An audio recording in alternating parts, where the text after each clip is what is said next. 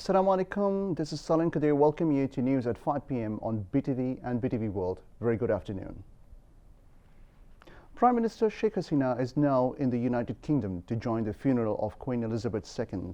Earlier, a VVIP chartered flight of Biman Bangladesh Airlines carrying the Prime Minister and her entourage members landed at the London Stansted International Airport at 5 p.m. local time yesterday. Secretary-General of Commonwealth Patricia Scotland will pay a courtesy call on Prime Minister Sheikh Hasina at her place of residence this morning local time. Later, Lord Ahmed of Wimbledon, UK Minister for South Asia and North Africa, will also pay a courtesy call on her at a place of residence. On September 17, Sir Keir Starmer, leader of the opposition and leader of the Labour Party, will pay a call on her at a place of residence. Besides, the Premier will attend the reception program for the head of the state's head of the governments hosted by the King of the UK at Buckingham Palace on September 18. On September 19, she will attend the state funeral of the late Queen Elizabeth II at Westminster Abbey. In the evening, the Prime Minister is scheduled to depart London for New York with a special flight of Biman Bangladesh Airlines. On September 20, Sheikh Hasina is scheduled to attend a reception meeting hosted by UN Secretary-General Antonio Guterres and join the inaugural ceremony of the 77th session of UNGA. At the end of the day, she will attend the reception of US President Joe Biden on September 23rd. The Prime Minister will deliver her address at the central debate, the general debate of the 77th session of the UN General Assembly. Bangladesh ranks the second position in South Asia in terms of the number of people came under the social safety net. The country ranks the 22nd place out of 40 countries in Asia and the Pacific region. Sri Lanka tops the list. International Labour Organization ILO came up with the report. Bangladesh has included 28.4% people in the social safety net. The Minister of Social Welfare is executing 45% activities of 54 programs involving the social safety net. Of the programs, 23 are allowance related. Experts said the success of Bangladesh came due to giving allowance under social safety net, income generating training and conducting vaccination programs. Many countries face challenges over execution of social safety net programs due to coronavirus pandemic, but the current government of Bangladesh gave top priority on expansion of the social safety net so that people can face the conclusions of the coronavirus pandemic. Bangladesh introduced a national social safety policy in 2015. Appreciation of Pakistan era by BNP's Secretary-General Mirza Fakhrul Islam Alamgir, while the world praises Bangladesh's remarkable development, progress and achievements, is very much regrettable.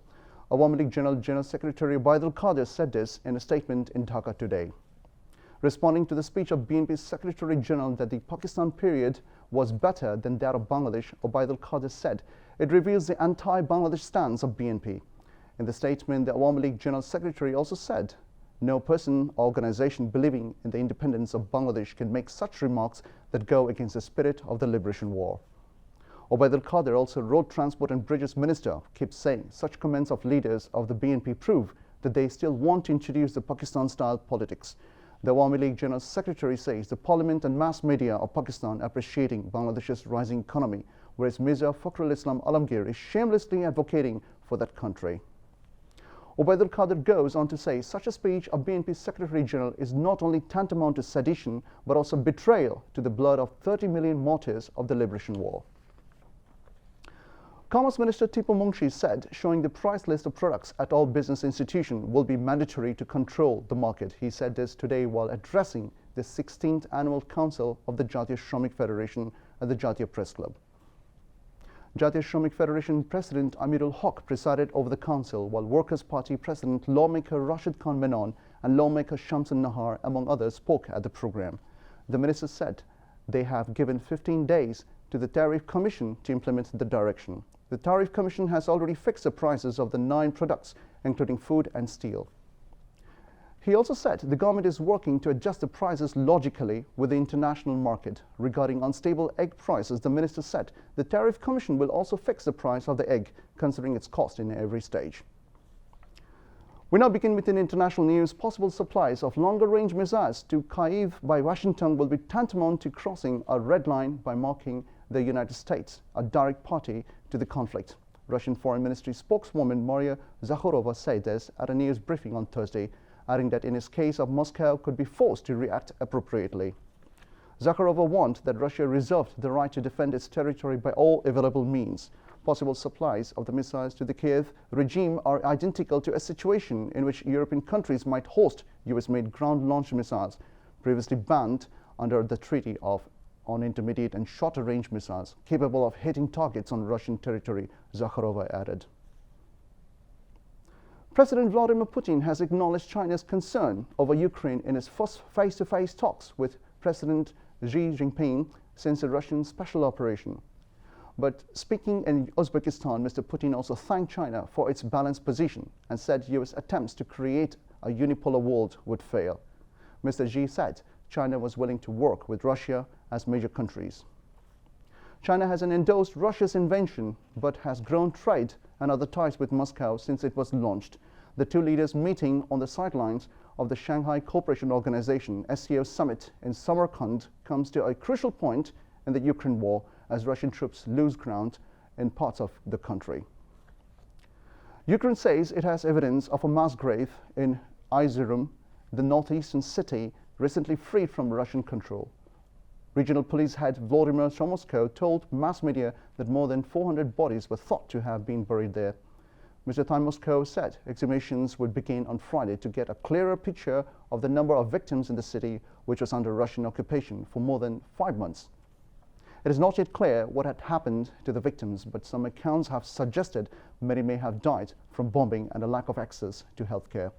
There are also signs that some of the graves could belong to Ukrainian soldiers. Ukraine and its Western allies previously accused Russian troops of war crimes.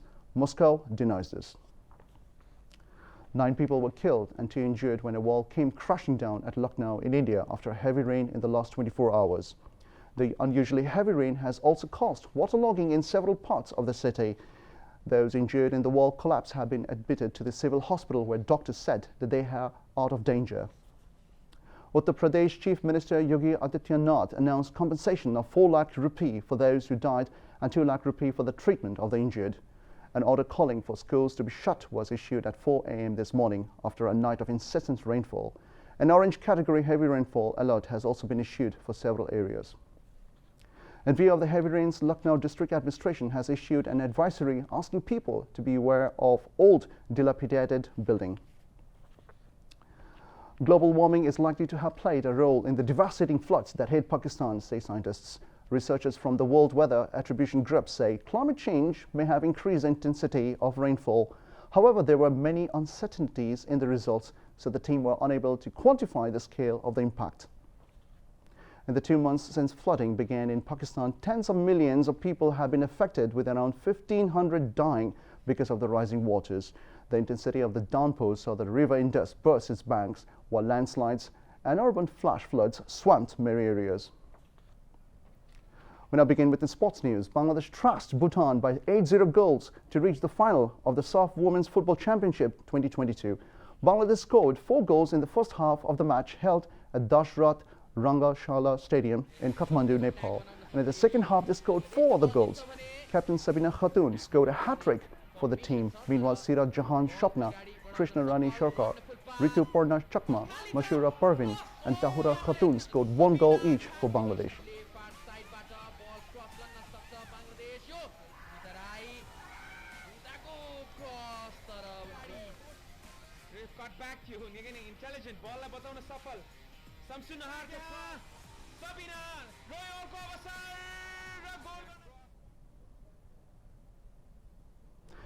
That's all for the newsroom for the moment. Thank you for staying with us. We request you to follow the health guidelines. Please wear a mask and stay safe from corona. Until then, Khuda Hafiz.